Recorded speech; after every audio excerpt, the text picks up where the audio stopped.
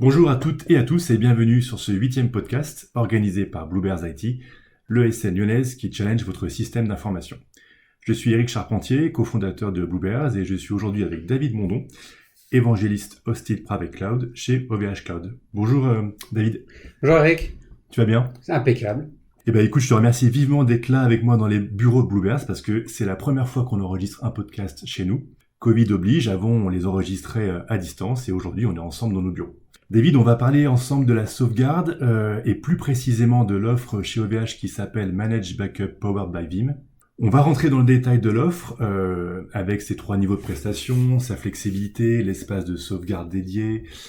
On va aborder des notions d'immutabilité, de viabilité des données. On fera un petit focus sur la partie serveur proxy et on finira sur le partage des responsabilités entre OVH et ses clients. Le programme te convient ? Impeccable, c'est parfait. Avant de démarrer, avant de rentrer dans le vif du sujet, est-ce qu'on peut démarrer? Est-ce que tu peux nous rappeler les bonnes pratiques d'une sauvegarde et pourquoi on doit absolument sauvegarder ces données? Alors nous, on aime bien reprendre ce que disent nos partenaires, donc en l'occurrence Veeam, et Veeam a une règle qui est la règle du 3-2-1. Donc concernant la sauvegarde, un bon principe, c'est avoir 3 copies de sa donnée sur 2 médias différents et une copie hors site. Donc 3 copies, c'est la copie de production, c'est une première sauvegarde et c'est éventuellement une sauvegarde distante. Donc là, on a 3 copies. 2 médias, c'est-à-dire le média de production et le backup, on est sur 2 médias physiques différents. Éventuellement, on peut aussi renforcer ça en faisant de la sauvegarde sur de la bande ou sur du DVD ou sur du CD ou sur une clé USB. Enfin bon, voilà, la règle s'applique aussi bien pour le professionnel que pour le particulier. Et puis, une sauvegarde hors site, c'est important en cas de désastre, comme on a pu le connaître à Strasbourg, par exemple, ou comme ça peut se produire sur un site on-premise, une inondation, une fuite de clim, un incendie, etc. Donc, toujours avoir une copie de ces données qui soit distante du site de production afin de pouvoir faire une reprise d'activité correcte. Et pourquoi est-ce que c'est important de sauvegarder ces données? Alors, on sait que quand une entreprise perd des données, elle a 20% de chance de mettre la clé sous la porte dans les 3 ans. Si demain je perds toutes mes données comptables, je sais plus à qui je dois de l'argent, je sais plus qui me doit de l'argent, je sais plus qui doit facturer, donc je sais plus où en est ma trésorerie, etc. Donc c'est très compliqué à gérer. Demain je perds mon fichier client, je sais plus à qui j'ai vendu, à qui je dois vendre, qui sont mes prospects, etc., etc. Donc perdre des données, c'est en 2022 quasiment l'assurance de mettre la clé sous la porte. Tout est informatisé, on n'a plus de fichiers papier, plus d'archives, plus un classeur dans un tiroir, on n'a plus de répertoire. Mes numéros de téléphone sont stockés dans mon téléphone. Si j'ai pas de sauvegarde de mon téléphone, je connais plus le numéro de téléphone de ma maman. Effectivement. Bon, celui-là, peut-être qu'on le connaît par cœur, mais je suis d'accord avec toi. Super. Bonne introduction. Du coup, parlons un peu maintenant de l'offre Managed Backup Powered by Veeam. Est-ce que tu peux nous la décrire en quelques mots, ses principaux points forts? Alors, le gros intérêt de l'offre Managed Backup Powered by Veeam est dans le titre. C'est du backup managé, c'est-à-dire du backup qui va être géré par OVH Cloud pour le compte du client. Cette offre a un gros intérêt, c'est qu'elle est ultra simple à utiliser sur notre infrastructure Hosted Private Cloud Powered by VMware, à laquelle elle s'applique. Et elle permet aux clients qui la choisissent de sauvegarder en toute sécurité leurs données sans avoir besoin de gérer des plannings, de la rétention, de l'espace de stockage, etc. Donc, cette offre a une tarification qui est très granulaire en fonction du niveau de l'offre, et on y reviendra, et de la taille de la VM, et permet aussi à nos clients de prévoir leur budget de sauvegarde sans avoir besoin de se dire mes bandes par exemple ont une durée de vie, mon robot a une durée de vie, j'ai des lecteurs de bandes à changer, ça va me prendre la place dans les racks. Ça va aussi permettre aux clients, comme l'espace de stockage dédié aux sauvegardes est inclus dans l'offre, de pouvoir continuer à utiliser leur infrastructure VMware sans avoir besoin d'acheter en plus du stockage pour leur sauvegarde, que ce soit du data store VMware ou du stockage tiers dans nos autres offres. Donc voilà, en 2 mots, c'est simple et flexible. Elle est aussi compatible avec l'offre Bare Metal.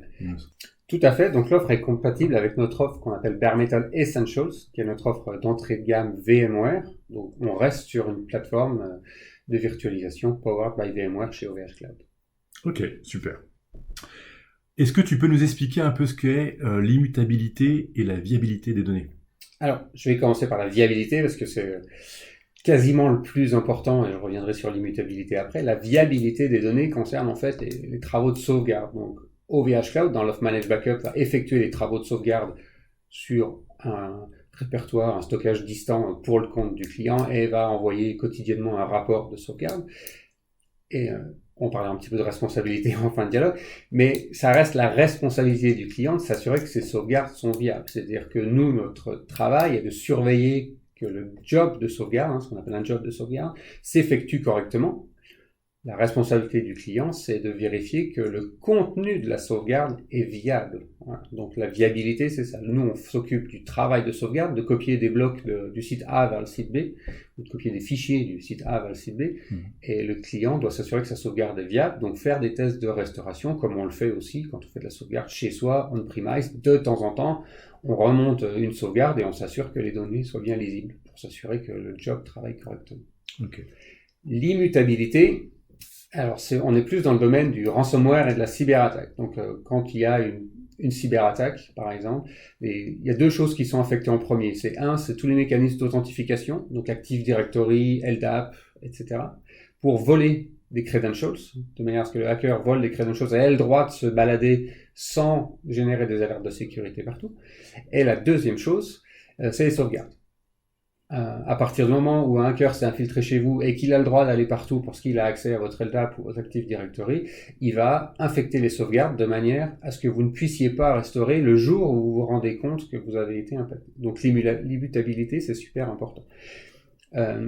Nous, on protège nos clients de l'immutabilité puisque notre client n'a pas la main sur le serveur de sauvegarde. La VM qu'on va installer sur l'infrastructure hosted private cloud du client est une VM de sauvegarde avec Vim installé dessus et le client n'a pas la main dessus. Donc cette VM n'est pas intégrée à son LDAP, à son Active Directory, à n'importe quel mécanisme d'authentification.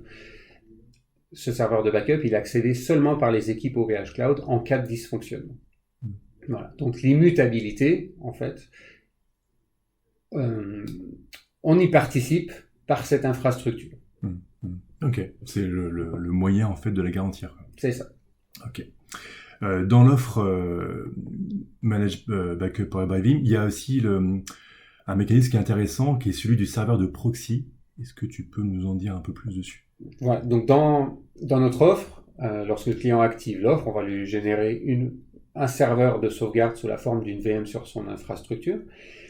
Et dans l'offre premium, il y a aussi automatiquement sur chaque serveur VMware physique une VM de proxy de backup qui va piloter les backups locaux dans ce serveur des VM et des data stores.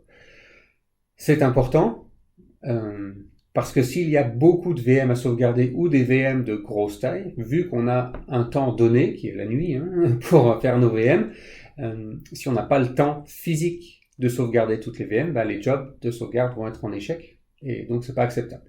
Donc, cette VM de proxy permet de paralléliser les sauvegardes de chaque serveur physique VMware vers la sauvegarde distante. Ok. C'est un moyen de garantir, en fait, l'exécution de la sauvegarde sur le temps imparti. C'est ça. Super. Bon, on voit que l'offre, elle est top, facile à mettre en place, manager. La question qui me vient, c'est est-ce qu'elle comporte des risques ou des failles, mais qui soient liées à un mauvais usage ou une mauvaise compréhension de son mécanisme? Donc nous, on ne va pas faire de sauvegarde, on ne va pas pouvoir activer une sauvegarde, par exemple, sur une VM qui fait plus de 2 terabits. Okay, 2 terabytes.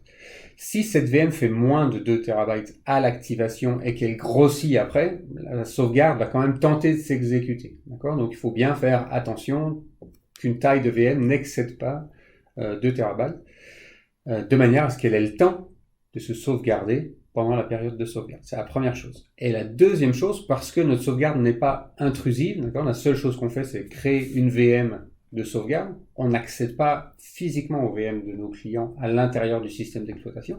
On n'a pas d'agent. Donc, notamment sur les bases de données, ça peut poser un problème lors de la sauvegarde, puisqu'une base de données a besoin d'être mise en pause juste temporairement, d'être flushée, d'être drainée de ses IO en attente, afin de pouvoir être sauvegardé de manière cohérente. Donc il faut faire très attention lorsqu'on utilise cette offre sur des VM qui contiennent des bases de données. Il vaut mieux à ce moment-là ne pas activer l'offre sur ces VM de bases de données et passer par des mécanismes de sauvegarde propriétaires à l'éditeur de la base de données. Ok. On arrive à la toute dernière question, David, qui était sur le partage des responsabilités entre OVH Cloud et ses clients. Est-ce que tu peux nous donner un éclaircissement sur ce point? Alors j'ai un petit peu abordé le sujet, mais en tant qu'hébergeur de données, fournisseur de services cloud, la responsabilité d'OVH, c'est la maintenance de l'infrastructure. On est aussi très attaché au respect des données de nos clients et à ne pas regarder ce que font nos clients, ne pas intervenir sur leurs données. Donc, de ce fait, n'ayant pas la connaissance de ce que font nos clients sur nos données, on ne peut pas en assurer l'intégrité logique. D'accord ? Notre responsabilité, c'est l'intégrité physique, c'est-à-dire le réseau, les disques durs, les CPU, les corruptions de mémoire. Ça, c'est notre responsabilité, c'est l'infrastructure et le transfert des données et l'hébergement de la donnée. Mais l'intégrité de la donnée, ça reste ultimement la responsabilité du client. Le fait de la sauvegarder sur 2, 3, X sites différents, des data centers physiques différents, donc Roubaix, Gravelines, Strasbourg par exemple en France, de ne pas tout mettre ses œufs dans le même panier. Et dans le cas de la sauvegarde, de faire des tests de restauration régulièrement, de prendre une sauvegarde au hasard, de remonter une VM sur une plateforme de test ou dans un environnement de test et de s'assurer que la sauvegarde est cohérente et est viable. Voilà. Ça, c'est concrètement pas notre travail. Nous, on va envoyer des alertes et générer des tickets automatiquement s'il y a des erreurs dans le processus de sauvegarde, d'accord ? Mais de la même manière qu'un transporteur va vous transporter un colis de A à B, du moment que le colis à l'extérieur n'est pas endommagé, il n'a pas de responsabilité. C'est à vous d'ouvrir le colis à la réception et de s'assurer que le vase ou le pare-brise ou le Lego qui a été transporté dedans est intact. Et toi, tu préconises de faire ces tests de restauration à quelle fréquence? Alors moi, je préconise au moins mensuellement une restauration. S'il y a un nombre important de VM, on peut faire hebdomadairement une restauration de VM au hasard. Ok. Top. Merci David. On en a fini sur ce podcast qui était consacré dans cette offre de backup managé chez OVH Powered by Veeam. En 2 mots, moi, si je devais la résumer, c'est une offre qui est hyper adaptée à toutes les entreprises qui souhaitent rapidement mettre en place leur backup. Et grâce à sa granularité, elle est aussi adaptée à un besoin conséquent en termes de taille de VM, puisque en quelques clics, finalement, on passe d'une offre à une autre, si je résume bien. C'est ça. En quelques clics, on peut passer d'une offre standard à une offre advanced qui inclut des sauvegardes hors site sur un site distant, donc la fameuse 3e copie, voire éventuellement à une offre premium qui, elle, aussi inclut des sauvegardes mensuelles, et donc 11 sauvegardes mensuelles, plus hebdomadaires, plus quotidiennes. Donc la granularité, c'est de pouvoir aller d'une offre standard vers Advanced Premium ou de revenir en arrière en cas de contrainte de budget et d'accroissement du nombre de VM à sauvegarder, par exemple. Okay. Top. Merci beaucoup, David. Si vous avez des questions suite à ce podcast, David et moi-même sommes à vos dispositions pour y répondre. Merci à tous pour votre écoute. Rendez-vous au prochain podcast qui sera toujours sur la thématique de la sauvegarde avec un grand de ce nom. Merci. Merci Eric. Merci David.